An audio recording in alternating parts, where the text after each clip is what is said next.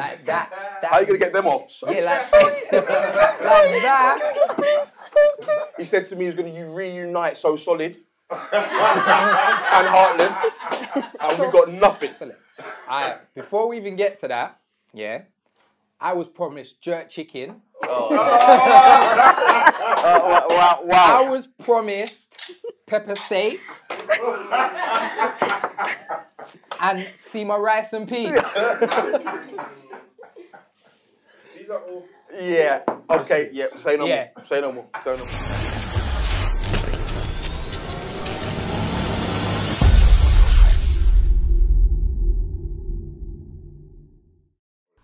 Hi guys, welcome to another episode of District G and Chill.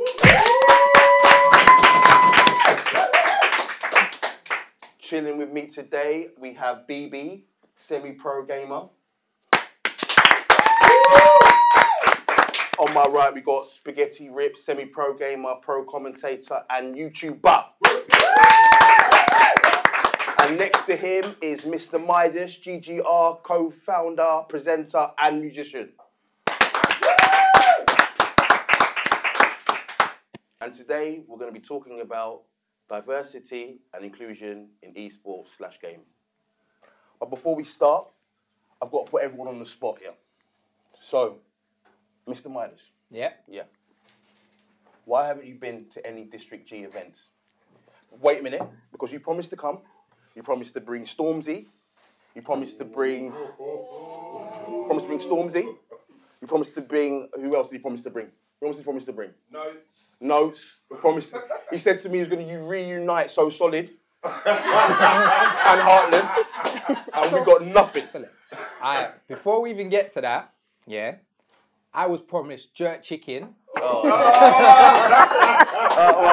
I was promised pepper steak and sima rice and peas. These are all.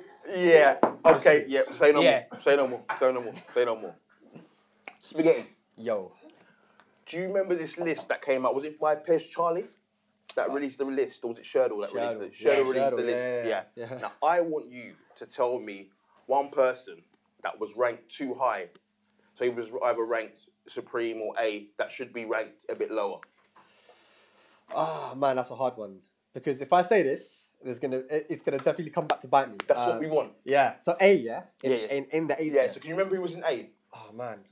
Can I ask what the list is? Well, sorry. So this list was the was a Tekken 7 list ranking all or most of the players in the community. Yeah. As in S was the Supreme. Yeah. A was like good. B, C, D, and E. Yeah, so it was like a tier list for the UK players. In A, I think Haroon was in A, wasn't he? He was. Yeah, he's F tier for sure. Like, that's true. Wrong. Actually, that's wrong. It should be more like. Yeah. I like that. BB. Yeah. When I invited you down to come and train with my boys, we played Tekken. We did. You didn't even let me win a round. I'm sorry. Not one round. As a professional gamer, isn't it down to you to be like, let me win one game so that I want to play the game more? Not one round you let me win. I don't like losing. Sorry. It's like that, is it? All right, cool. She's got me there. She got me there with that. No prisoners. This is it. All right, so let's get into this. Let's get into this. Mr. Midas. Yeah. Tell me about GGR, about who the people you reach out to, and how diverse your people are. So what I'll do is I'll tell you a little bit about myself first, Yeah, and then I'll just kind of transition into that if you don't mind. Mm-hmm. So I'm, like you said, I'm a host and content creator for a show called Games, Gadgets and Rhymes. Myself and a guy called Richie Drisk came up with a concept, and I've been a gamer for years, like always been a gamer since I was a little youth man. But I watch a lot of gaming stuff online. Like, I'm not really the esports guy. I'm not gonna pretend that I am. That's not things. Most of the stuff I watch online is stuff like this, like I Love You Lot Show, podcasts, those kind of gaming contents. But everything I watch online for me is targeted at a niche demographic. So it's very much of the whole being a gamer is being a nerd. And this is something that I feel like is people always think and talk about for years and years and years. Obviously, that's changed now, but that's what the perception is of being a gamer. And I don't feel like anything I watch represents the demographic where I come from. So all the youths in Brixton that I know that are banging FIFA, banging COD, playing all of these games, like every youth in the hood I know's got either a PS4 or an Xbox in there. If not, they're at their friends playing it. And I don't feel like there was anything out that really represented them that I saw. There could have been something, but there's nothing that I saw that really represented them at the time. So I wanted to create something that actually went straight to that demographic. My background is I'm an artist, innit? So I come from music scene, so music, fashion, gaming, all of these things intertwine. So when we came out with GG, I said I wanted to create something that went directly to them. And yeah, the rest is kind of history now. So it's about that urban demographic, which is why I partnered with Grime Daily, because Grime Daily targets that exact demographic that I wanted to create something for them. Because that's what it was about. It was about creating something that in gaming that represented them. So when they're like, oh yeah, man, watch that GGR, because that represents them. Where someone who comes from a different demographic or a different community might watch a different gaming show that represents them. And I just didn't feel they had anything to represent them. So that's why I came up with it. Yeah, man. Spaghetti, you are, without trying to go all up in your grill and off your arse, you're a big Tekken pro. I'm alright. Yeah. And you've seen the scene. You've been around for a good few years now. Yes. Yeah. And we know that the community can be a little bit toxic. Yeah. But how diverse or how inclusive do you find the Tekken community, for instance? Okay, yeah, so like you said, I've been in the Tekken community for a while now, and I think one of its biggest assets is its diversity. I think even from other people outside who have looked in to the FGC and Tekken have said to me that I can't believe how diverse this is. You know, people who don't even know how to communicate with each other language-wise can communicate with each other via playing the game, you know. So you can have people from, you know, Pakistan, India, Saudi Arabia, Korea, Japan, wherever, like literally globally, and that play this game. And so it doesn't matter about your gender, your sexual orientation, where you're from. You know, Tekken is Tekken, and it's like it's a great thing. So it's very, very diverse. Yeah. When we did our events, I also could see that it is very diverse. Like, for instance, you had like a lawyer playing with someone that worked in Sainsbury's, playing with a down and out scrub that just stays at home, that just plays computer. These guys become friends, actual friends, and start traveling. Yes, yeah. So yeah, I agree. It is diverse, or at least it appears to be diverse. However, I have not seen many females. BB, Hi. you've just stepped on the scene now. You know, you've been smashing some people up with the combos and the this and the that and the this. How diverse and inclusive are you finding the Tekken community?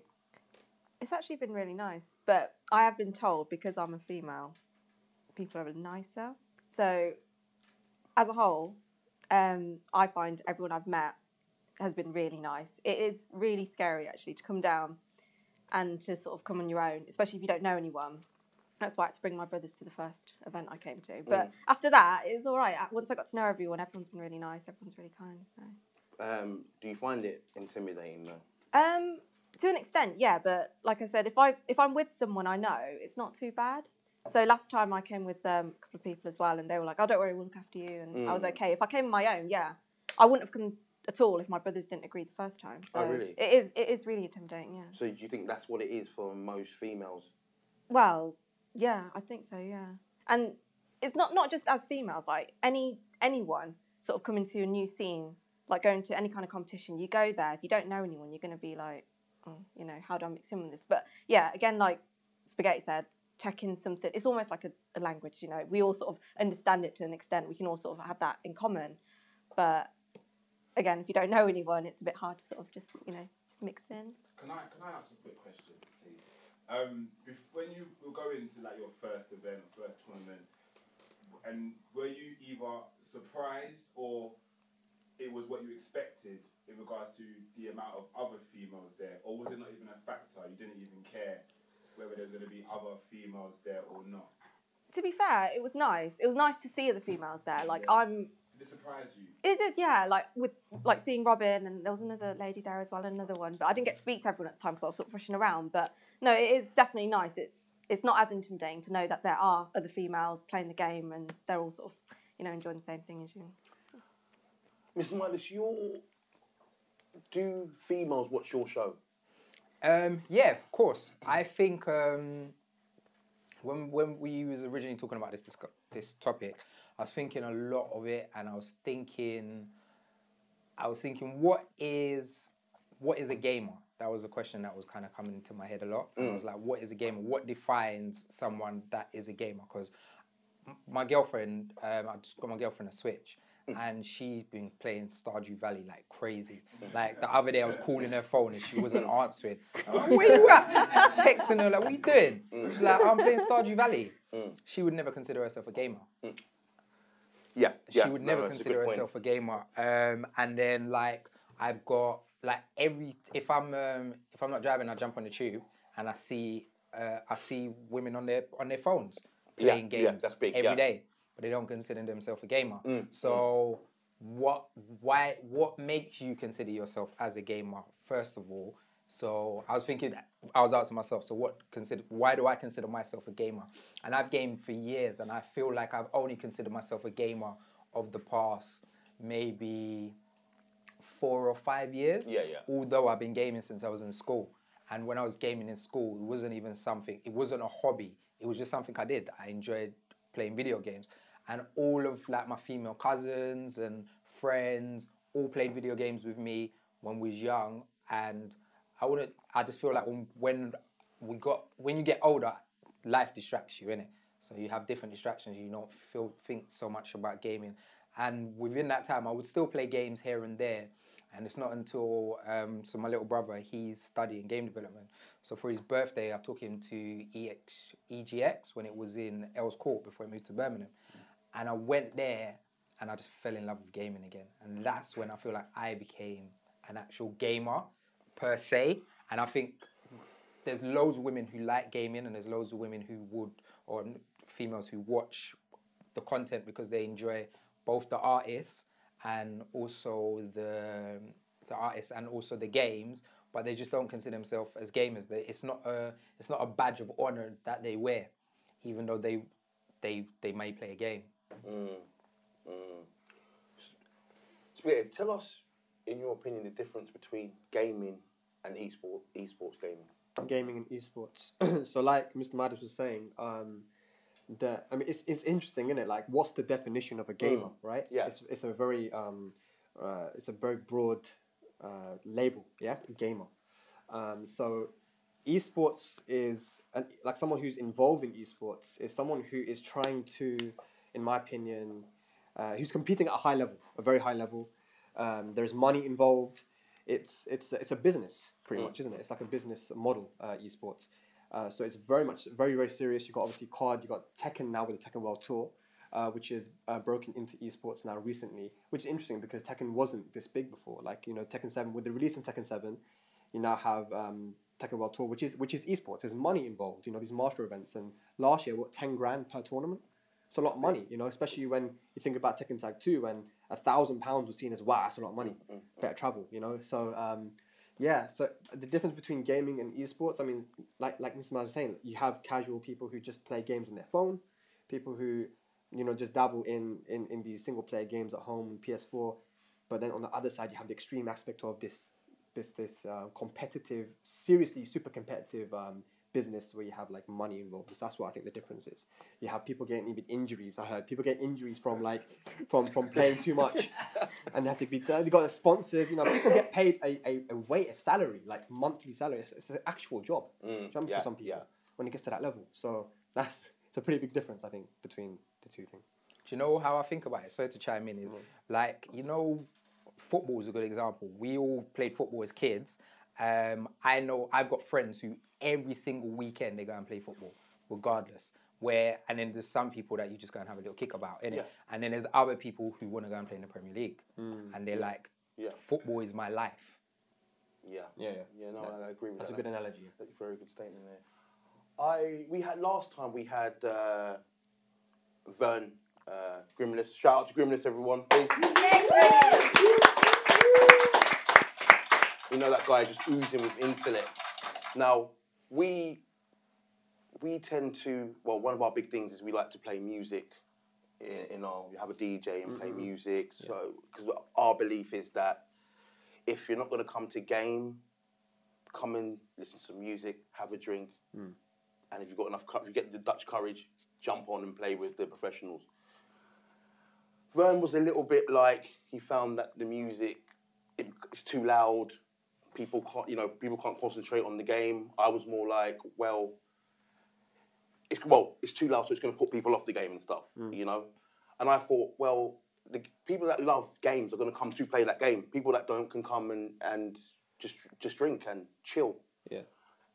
Do you feel that, or what things could we do to make it more inclusive, to just, get people just to come first? I mean, that's a hard one because let's look at something like Japan, right? You have Japan where you have these arcades, and arcades where that's where the majority of the tech or gaming happens. But it's also a place for people to meet up after school. Yeah. It's a place for people to chill. It's a place for a community to go and relax here. And that's the kind of environment you're trying to create, right? With your event. I've been to the Switchy tournament. The music was loud, but you know what? It's funny, yeah? When I was playing, I didn't hear the music. Well, this is it. Yeah. I didn't hear the music at all, even though the speaker was right next to me. Maybe some other people, maybe people are different, innit? I don't know. But as soon as the game stopped, the music was loud again. But it was cool. I liked it. Like the environment was very, very cool. Like when I went to the District G tournament, it was completely different from anything I've been to, and I liked it. I guess everyone has their own opinion, right? Yeah. But what you're attempting to do is create an environment where people can go and chill. A community of friends and people, and that's enough. That's what you got to do. I'm not sure exactly how you can do it, but I think it's inclusive enough. If like Bibi was saying before, she felt comfortable when she came down, but the initial step is the hard part. Even for me, when I went offline for the first time, and I saw all these people like, oh man, that's 10 frames, man. Oh, you can't punish it. And I was like, I don't know what frames are. And I sat down. I remember, I'm not going to shout out any names, yeah, but someone was behind me like, he can't even punish. And I was like, I don't know you. And I ended up beating that person as well afterwards. Yeah. Must have been so sweet. It was. I popped off on YouTube as well. But yeah, like just that initial step. So it's not only like, trust me, it's not only people. There's a lot of people. Go saying. Yeah. I had to go with him offline for the first time because he was like, I don't want to go offline. I want someone I know to come with me. Yeah. So I had to go with him offline, and now he's traveling around Europe. What do you mean offline? As in, because you have online gaming. Offline is what we call. It's a term for going somewhere. So going to an event. Online playing online at home, sitting down in your bedroom. Yeah. Yeah, see, offline, you're joining the community. I just thought offline meant you weren't on the internet. You realise you actually left your house when you're offline. Yeah, you leave your house, you're offline.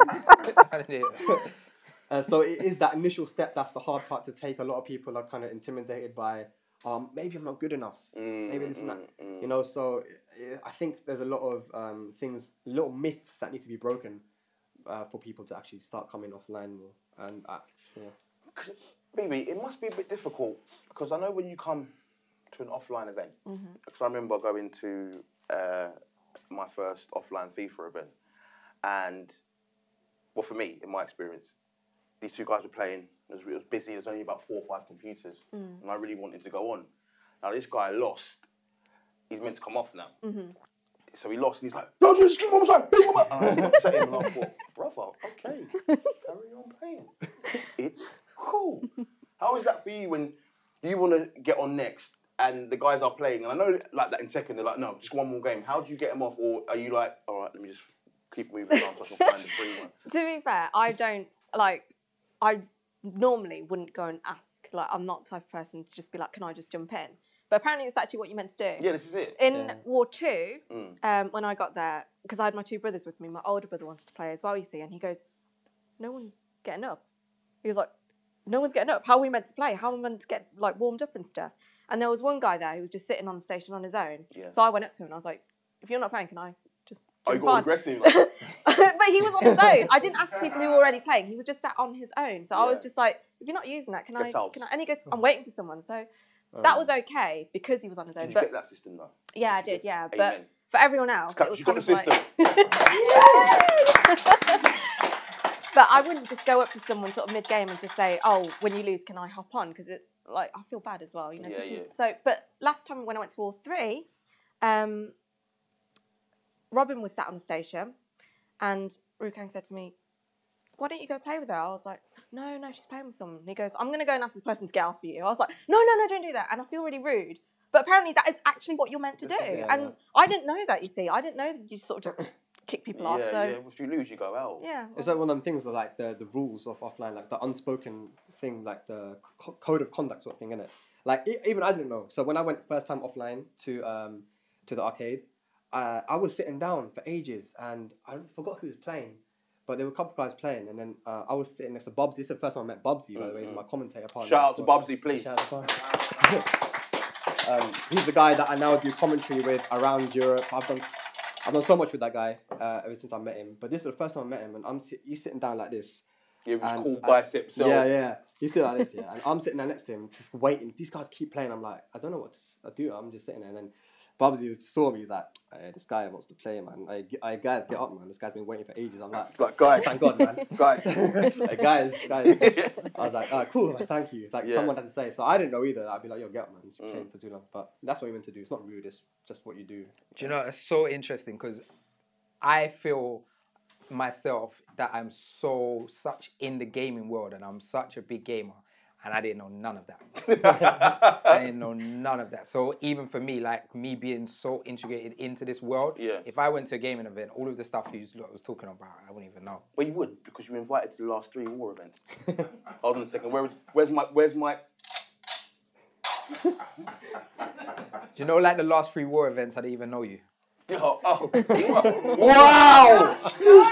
Lord Jesus! We're getting out of it. Where's Posty? Do you want me to message him? Do you know what? Yeah, so sorry to keep butting in.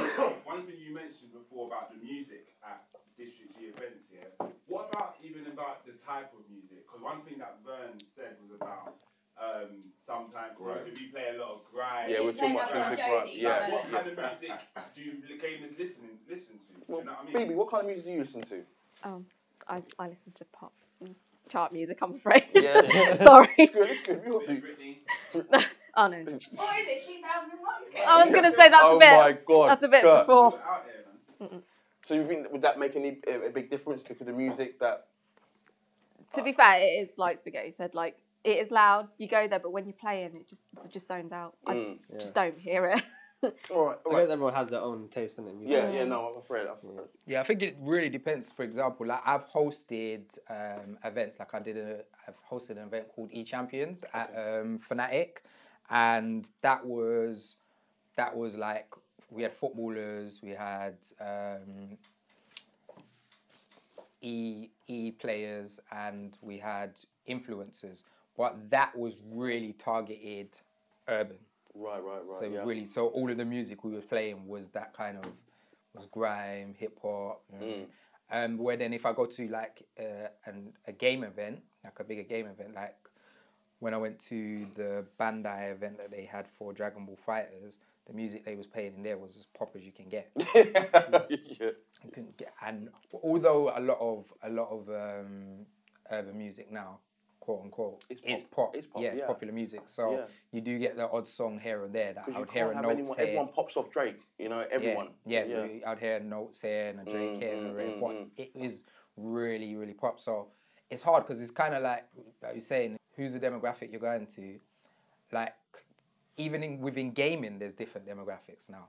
It's not even like to just say, all right, before people would just say gamers, nerds, it's them over there. Yeah. Where who a gamer is changed so much. Like, what did you say your commentator partners? Bubsy. Bubsy. So you was talking about him and his big muscles. The amount of huge, muscly gym guys that are hardcore gamers. Like that. How are you gonna get them off? Yeah, like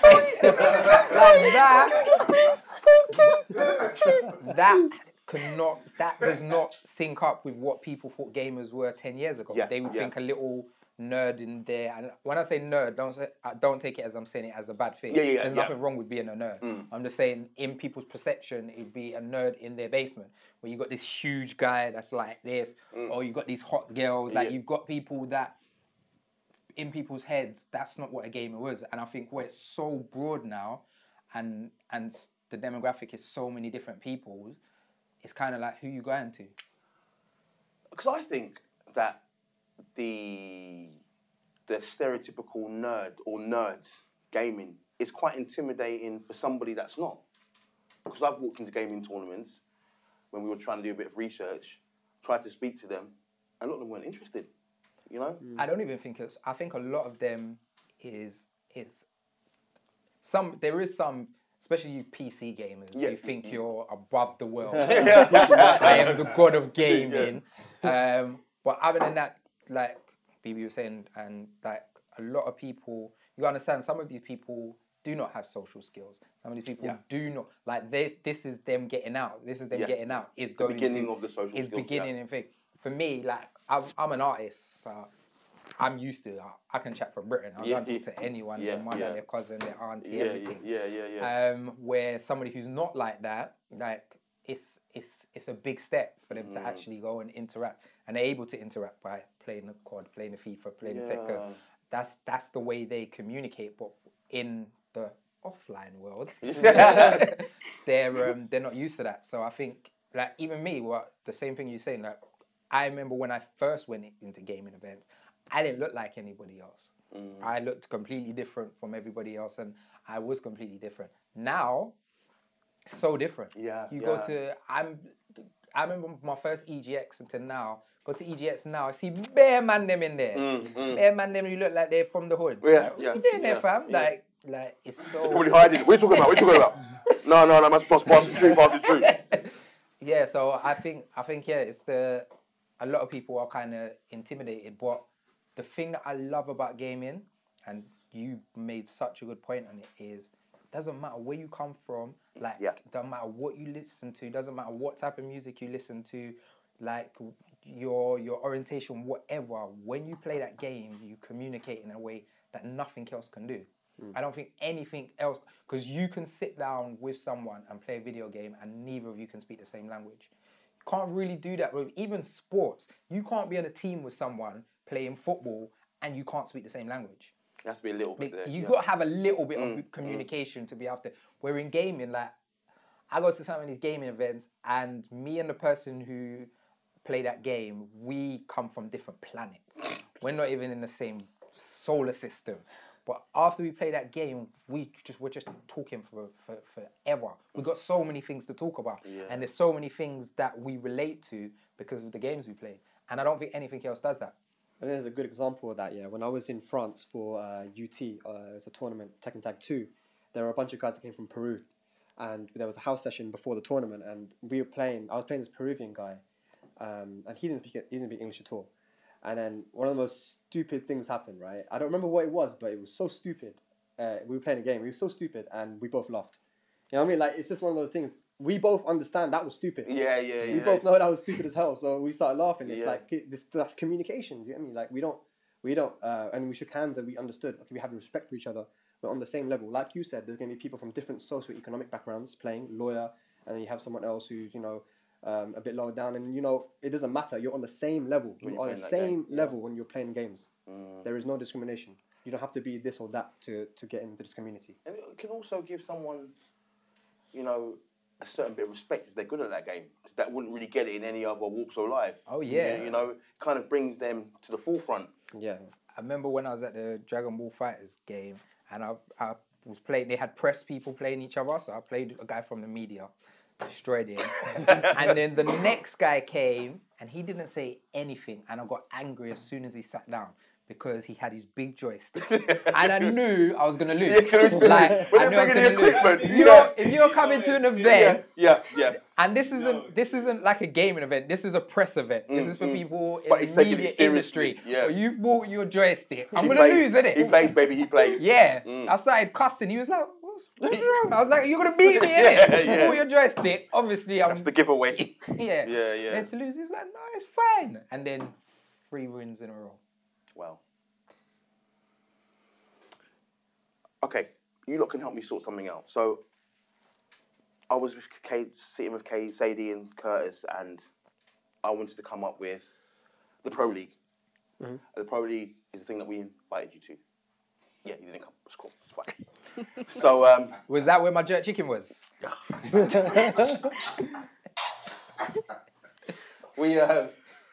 And I was saying that I wanted to do. I'm trying to sell it to them. I want to do an all-female Pro League because there's not enough women that come to our events. We want to give them a little platform, you know. So hopefully they see it on stream and they think, yeah, we want to come to the event. Would that make you come to? Definitely, yeah. Yeah, definitely. Well, here's the thing, Bibi. Here's the thing. We went for a meeting with what was his name? Mark. Big up to Mark from ESI. No, I think I'm selling this idea to Sadie and Curtis, and they're coming around like, yeah, it's a big idea, and I'm feeling good. So we sat down with Mark, and I was like telling Mike, yeah, I want to do this, I want to do that, and he was like, but why? And he brought up a good point. But why do you want to do that? Because there's no physical barrier that stops a lady, a girl, being able to play a game. I mean, you've got something like tennis, rugby, football. You can't really put them together. There are physical differences. There's physical differences. Yeah. But in gaming, there isn't any physical difference. And although you could say what we're trying to do is positive discrimination, but you always want to be inclusive. So what would you not think about that? Should there be one just for women? Again, do you know, we were talking about it's the initial step to go offline, which is the hard part. Once you are offline and you realize, okay, this guy's cool, these guys are cool, they invited me. Now you feel part of the community. Now you are an offline player. You can go offline. You'll feel comfortable going offline. It's that initial step. So yeah, there's no difference between a female and a male when it comes to gaming because there's no physical aspect to it. But if it helps with that initial step, then it's positive. Why not, man? You know what I mean? Like, why not? Like Bibi said, you should go. You should be interested in it. But that's only because, like I said, now I'm more comfortable with it because I've already been. But it is taking the initial step. But if there was, for example, an event which was aimed more for females to bring them in, and then once they've been, it's a bit more comfortable for them, and then they might start attending more. But it is just the initial step. But it's not just for females, like you said. Same with males. Anyone else. No one wants to go alone to these events. Like if they don't know anyone, no one wants to go alone. So if your first event was an all-female event, would you go with your brothers still, or would you No, I'd be like, no, I'm going on my own. Don't need you guys anymore. They were just there to like protect me in case something happened. Yeah. In case you told the big gym guy to get out of the seat. That's it. My brothers are here. Marcus, what do you think? Do you know what? I think it's really important that you do that. And the reason why I think it's really important is, although someone would say, well, yeah, obviously there's nothing that's holding women or females in gaming to come to any event, like from your events, the events you're having are male dominated. And if they're male dominated, that might not make more females wanting to come. Yeah. And at the end of this day is, if you have something that's just all male dominated, I think it's more than fair to say, do you know what? We're going to have an event just for women. And say, do you know what? Males, you're not coming. This is for them. This is for allowing more females to feel comfortable to come offline. Yeah, that's my word now. I don't think that the Tekken community at least has... I don't think the Tekken community at least thinks that the females are less talented than males, especially if you look recently. Like, if you look at E-League, biggest, most money that's ever been put into Tekken before was like 100 grand or something. And you had Cuddlecore, who is a female Tekken player from East Coast, I think. And she destroyed one of the strongest, one of those 5-man teams, a 5-on-5. and you had Anakin, Joey Fury, you had Speed Kicks, all these really strong players. You thought that team would win. Cuddlecore beat all of them. Really? And, she blew up as wow, and so we've known for a while, it doesn't matter if you're male or female, you can be really good at Tekken. You've got Tenshu Mitsu. I mean, East Europe has a lot, and they've actually done female-only tournaments before in Sweden, in Azerbaijan for the IESF esports tournament. There was a female-only tournament. You got girls from Russia, from Serbia, from Poland. You got Tenshu Mitsu, Kotlaska. I know so many female players, but I mean, not as much here in the UK. Although I know that they exist. Hey, yeah I know they exist. what's that? But again, it's like Mr. Mada said. But is there like a stigma that boys are just better than girls? Because let me just say, I could not imagine. This would be like a nightmare for me. Imagine this. The missus comes home. Baby, do you want to play Street Fighter? And you're like, I don't really want to. Oh yeah, cool, put it on. So you put on Street Fighter. She's like, Shadouken, perfect. That would crush me. Why? But I don't know. It shouldn't crush you. I don't know. I just feel. How is it for you when you're playing the hubby? Because you'll be my nightmare. So you bring out the hubby on Tekken. He loves the game now. I've got him into it. He absolutely loves it. Every night he's like, can we play? I need to practice. It's not even me anymore. He loves playing. But even if I beat him like so many rounds to whatever, he's like, I learned something today. It's good. Has he beat you yet? No, he can. He's got loads better. He's got so much better. So that was so politically correct. But it's the same. Like me and my girlfriend play Mario Kart, and when I was teaching her how to drift, and when we was first doing it, she was like, I can't do it. And I was like, just practice, you'll get there. And now, like certain games, she'll beat me. Like certain championships on Mario Kart, I'll be like. Because Mario Kart's teeth anyway. So in first place, and then she'll scream past me. And she on the line. So I think stuff like that. But I also think as well, like, I feel like maybe not so much on. I don't even feel like for a female event it has to be a hardcore or a e-split. It's just for them to come and game. Yeah. Like just for them to be able to come to an event and meet other females who enjoy games. It doesn't even necessarily have to be. I want to make a career out of this. I want to be a YouTuber. Like, there's most people who, like the consumers of games, most people who consume games are not media. They're not people who vlog or Twitch streamer. They just enjoy playing games. So I think it's even just in getting them interested and getting them to come to events and be like, just go and play some games. What celebrities have you had on your show that have been female, and how have they fared against the pros? So we've only had one female thus far. Who was that? Which was Paige Keiki. So we had Paige Keiki on, and she was up against. I think she was up against Afro B, if I'm not mistaken. Juice and Power. No, I'm lying. She was up against Ace Squeezy. Okay. What game? So every show we play 3 games. So she played Street Fighter 5, FIFA, and COD. You should get one. Yeah, so she did sick on COD. Oh, really? Street Fighter, she was so close. Yeah. And she lost in FIFA. Just straight up, bang. But she's good. And to be honest with you, we've only had one female because only one female that we've booked has come on the show. We've booked loads of female acts. They've just always cancelled. Why is that? I don't know if in your opinion. I don't know if it's schedules. I don't know if it's. I don't know if. Bibi, I'm going to ask you this question. I'm not even just going to assume. I'm going to ask you. Be careful. Do women see video games as boys' toys? Good question. Good question. Yeah, to be fair, the only reason I'm into sort of playing games is because I was brought up quite close to my 2 brothers, and they're sort of really into their game. If it wasn't, I'd be like probably all girly, like my sister who's a hairdresser, and she's always like, "Why are you playing games for? Why are you playing games for?" So yeah, it is more associated with boys' toys, definitely. Yeah. So I think that's what a lot of it is. I think it's associated as boys' toys, and men, we're always seen as still being kids, isn't it? Yeah. Like men will always still play games. Like we always see is like women mature way quicker than men, mature way quicker than us, and then a lot of women, they're just not interested.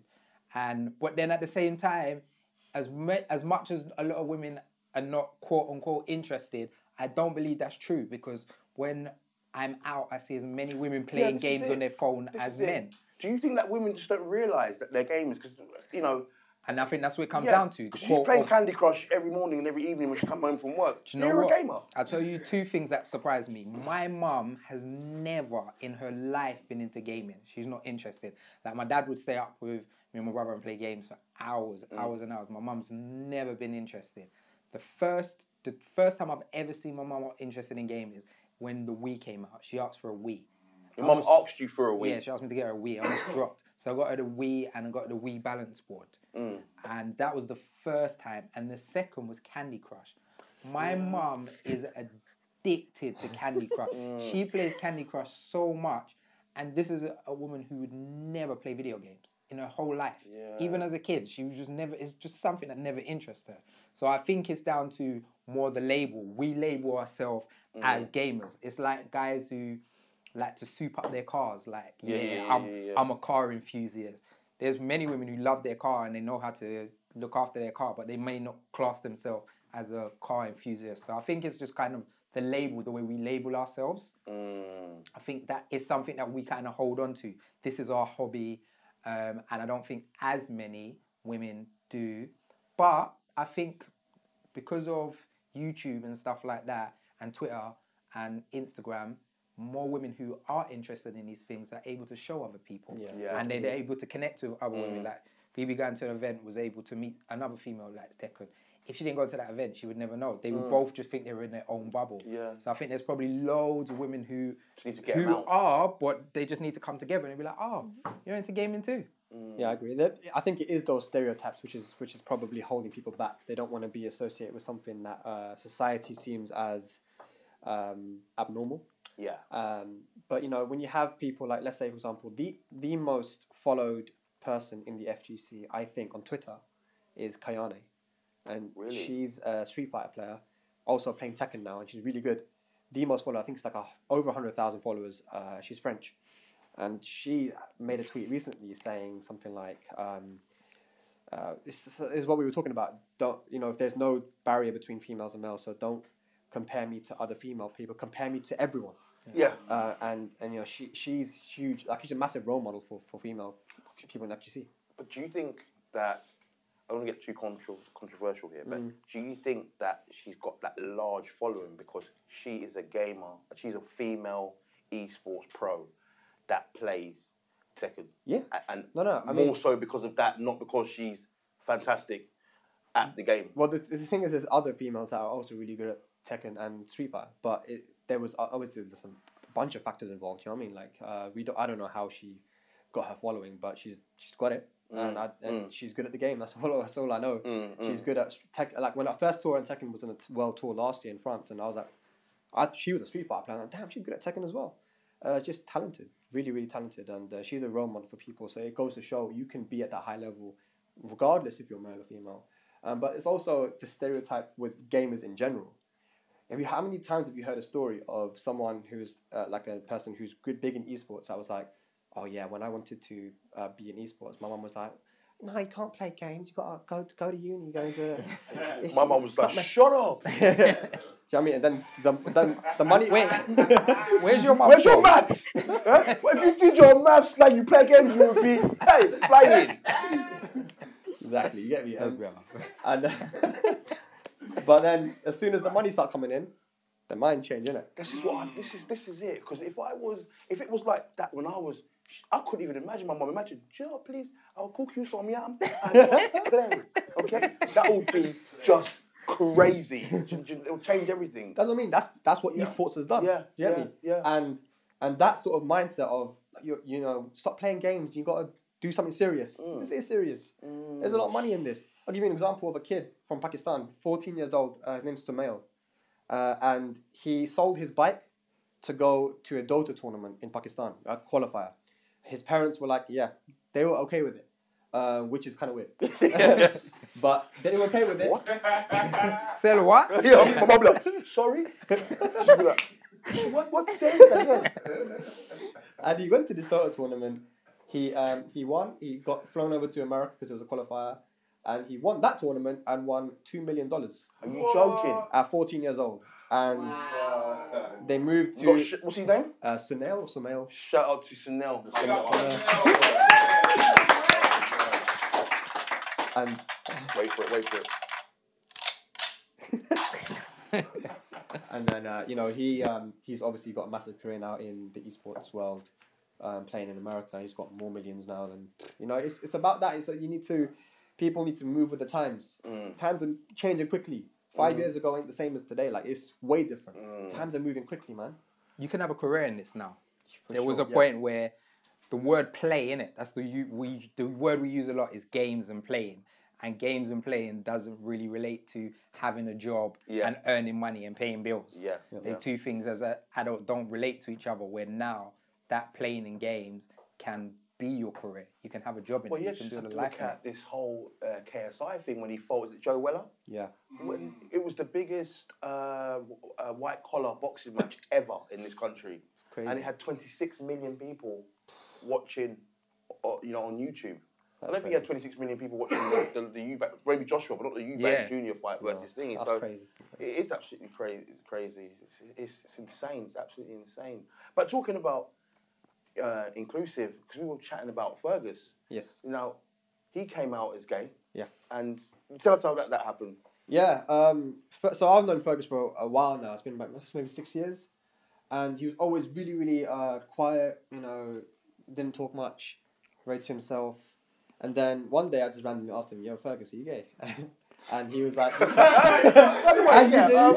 How'd you get that into conversation? Mate, are you gay? As you do, but because there was a thing we were talking about that if you play Tekken Tag 2 and you only use female characters, you're probably gay, yeah? Yeah? So, only, exclusively. So, then I was thinking, because we were talking about that, and I was like, wait a minute, Fergus, you only play female characters. Are you gay? And he's like, what do you think? I'm like, I don't know. And he goes, well, I am. And I was like, oh, okay. So that's the first everyone's heard about it. I've known him for years by this time. And ever since he came out, and everyone was like, yo, that's cool, man, awesome. Like, blah. And he's opened up, man. Like, he's really, he talks a lot more. He's a lot more confident. And now, he's got a massive following as well. He's doing really well. And no one's even come at him or... No, not at all. And we did say the FGC can be quite toxic, but no one... No, not with this regard. No. Yeah. Because like I said, diversity is its biggest asset. And that goes for everything, not including sexual orientation and stuff. Can I ask a quick question? Yeah. Because obviously, one of the best things about gaming is that it's diverse. But the fact that there is so many different types of people, have any of you experienced it being cliquey in a way? Or, what's your guys' experiences of just socially within the gaming? Is there lots of different cliques and people kind of stick to their own little clique, whether it's by game or by area? I don't know how it all works, or is it just being like everyone just shows love no matter who you hang around with, what kind of clique you're from, everyone just shows love and embracing? What's your experience of that? Because in Tekken Force, I know that some people, so I know it was a bit before your time maybe, but they were saying that certain guys were put in certain groups to get ahead. I don't know how true that is, but obviously from what Curtis said, do you find that it can be a bit? No, not today anyway. I feel that especially the UK Tekken scene is very, very. Everyone likes each other. Everyone's cool with each other. Everyone will do stuff together. And if you look outside of that, this group I run, CKT. It was a group of just online players. And we started to come offline. And, it's funny. I went to America recently, and the group I went with, it just hit me. Like we went to go to the Airbnb that we were staying at, and it was a brown guy from Pakistan, a Chinese guy, and a Macedonian, white European, and three of us guys walk in, and this white American couple probably thinking, what the hell? And we went to this Korean restaurant, and these random two people were like, excuse me, how did you guys meet? Because there's a Chinese guy, white Macedonian, you got a Russian, you got a Pakistani, you got two Pakistani, me and Adnan, and my brother as well, so three. And it's like, this group doesn't make sense. Yeah, yeah. But then when you look at the FGC and you think of it that way, it's like, oh, okay. Yeah, Well, take it, say no more. So even other people outside of the FGC think that's weird, that you guys from different backgrounds can come together through this shared interest. It's not something you usually see. So yeah, I don't think there are cliques per se. You know, if you just know someone, you chill. Yeah. Has that been your experience as well, Stevie?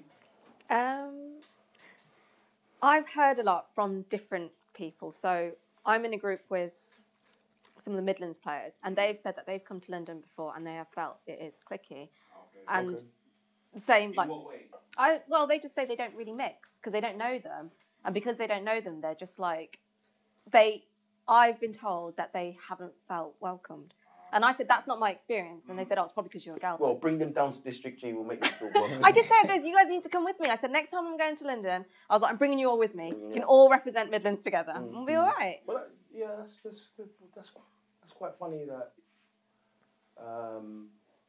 because maybe it's just because they're a little bit scared and... It could be. It could be like the vibe they... welcoming enough. It could be. I don't really know, but even... My brother, he was saying as well, he goes, oh, people are only talking to you because you're a girl. And I said, no, I used to study in London. I studied in London, and I know some of these guys from before. That's the only reason they're talking to me. Nothing to do with me being a girl. And he goes, how come no one came and spoke to me and congratulated me on my win? I was like, no. Did he pay the tournament, your brother? He did, yeah. Who got further? Me. Fair enough. Say, you had a question. Yeah, I have a question. Do you know what? I'll chime in that same one, just from outside of the esports world and just like standard gaming. Yeah. I think the cliques outside of esports are not as serious, and I think they're more kind of just via console genre. So you have your PlayStation people like me, you have your Xbox people, your people like Nintendo, and your PC gamers who are above everybody. Yeah. But I think in the mixing pot of all of these people, everyone's cool, just because most people who are still gamers or hardcore gamers, they're more quiet people, or they might have been a person who wasn't as popular at school. I'm not saying everyone was like that, but even me, I was really quiet when I was young, proper quiet, and I'm more, so I can relate to certain things in certain people, and I think everyone on a serious level, like you were saying about the person coming out, that's something serious, isn't it? That's a serious thing. That person's changing their whole life by allowing everybody else to know about them. And I think when it comes to anything serious issues, everyone's cool. I think the cliquey things are really just silly things, isn't it? Like, is that always going to happen? Like, for example, my brother plays Xbox, and I'm a PlayStation guy. I've always been a PlayStation guy and play Nintendo. And I'll always be cussing him like, you lot ain't got no games. You ain't got no exclusive. You lot games are dead, man. Like those are, I think those kind of things, they're very banter-wise. But I've never felt like, oh yeah, no, those people, they're higher, or that clique's more important than that person. Because most people, if in sense of you being a gamer, we all have similarities. But what about the ugly side of gaming in terms of like the internet bullying and, you know, gaming presents something very different where I don't have to be like, you know what, you're XY, this, that. I can go home and be like, do you know what I mean? Yeah. Send it to your Twitter, send this and this about you. What about that side of it? Don't you get that with like every community though? Like even politics and stuff, like, oh, you support this guy, you're a FYZ. You know what I mean? Like, I think you're always going to get people that if you're different to them, if you support something that is contrary to them, they're going to like you. Yeah. And some people are weird, man. Because generally, outside of everything, there are some weird people out there. I just think it's easy now. Because with YouTube and stuff, you put up your content and somebody who's not seeing you and you're not going to see them can give their opinion straight away. Back in the days where people used to watch stuff on TV, they would shout at their TV. Like if someone really, really affected them, they would write a letter. But it would be a huge stage to actually write a letter to send it, where they would just shout at the TV. your comments now is that person in the bedroom shouting at the TV. Yeah. Oh, look at you, you bloody... Oh, he missed that, you... And instead of that, all they do now is they go... So it's just, a lot of it's just verbal diarrhea. Okay. Okay, yeah. No, big. That was big. But I feel bad because we made a lot of good other points and didn't get the clap. But it's cool. Okay, so what's next for BB in the second world? Oh, probably going to try and attend more events. I'm still learning at the minute, so obviously any help I can get is good, but hopefully going somewhere with it. Spaghetti, Tekken World Tour. Tekken World Tour, man, yeah. Very excited. So I'll be traveling to hopefully Italy next, and that's for me to just compete and maybe do a bit of commentary, but then also... Oh, you're gonna go back to the competing? You're gonna upset people now? For the challenges, I'm gonna try to. I'm kind of hungry to compete apart from last year.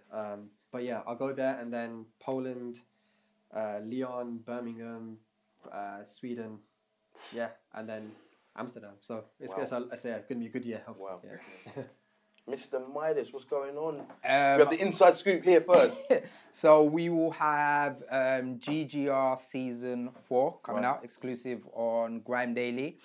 So obviously we have a lot of exciting acts, and we have to get Spaghetti and BB on the show. He's made the promise. He has made the promise. To come on and play one of our artists. We brought them up on Tekken. Yes. I'm starting a podcast as well called The Video Game Lobby. It's just an audio podcast. Yeah. That's with Ames, who's a platinum partner, and Louise Blaine from Logitech. Can we big up for them guys, please? Big up for them guys first. We probably will get guests on, but for the first couple episodes, it will be just us. But yeah, when we get guests on, we'll make sure there's food for them as well.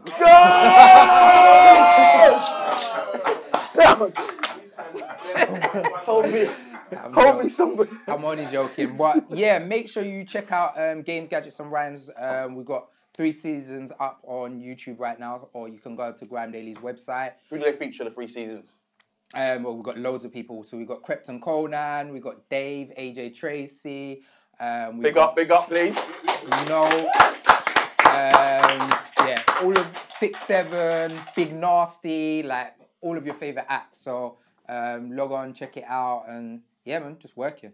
Make sure you follow me on social media, Twitter, Instagram, Facebook, Snapchat, everything. Mr. Midas Music. Cool. One more clap for everybody for all our guests today. Thanks, guys.